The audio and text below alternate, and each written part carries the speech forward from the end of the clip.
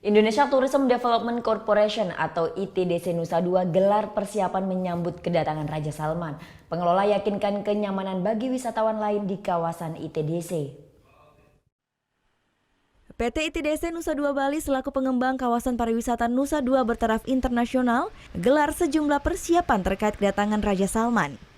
Selain hotel tempat rombongan menginap, yang juga jadi perhatian ialah kantong parkir kendaraan rombongan Raja Arab. Sabtu esok, ratusan mobil VVIP akan memasuki kawasan Nusa Dua Bali.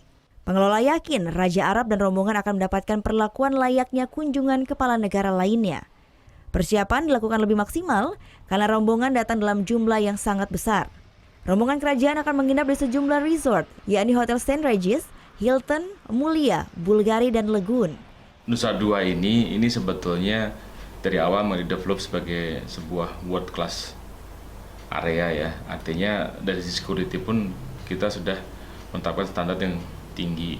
Dalam posisi seperti itu, sebetulnya kalau dibicara persiapan khusus bagi kepala negara, ini sebetulnya praktis kita sudah punya SOP yang ada, protap yang ada, karena ini bukan pertama kali ada kunjungan kepala negara seperti ini.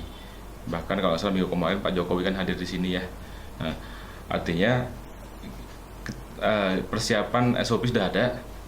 Yang kita perhatikan per hari ini karena jumlah rombongan dari Kerajaan Arab Saudi sangat banyak, melebihi jumlah rombongan biasanya datang ke sini, makanya memang ada persiapan khusus. Rencananya Raja Arab Saudi Salman bin Abdul Aziz Al Saud dan rombongan berjumlah sekitar 1.500 orang, termasuk 10 menteri, 25 pangeran, akan mengunjungi Bali pada tanggal 4 hingga 9 Maret mendatang.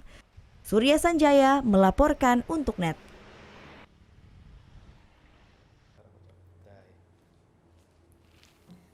Udah selesai kan nontonnya? Nah, jadi jangan lupa buat like, komen, dan subscribe ya.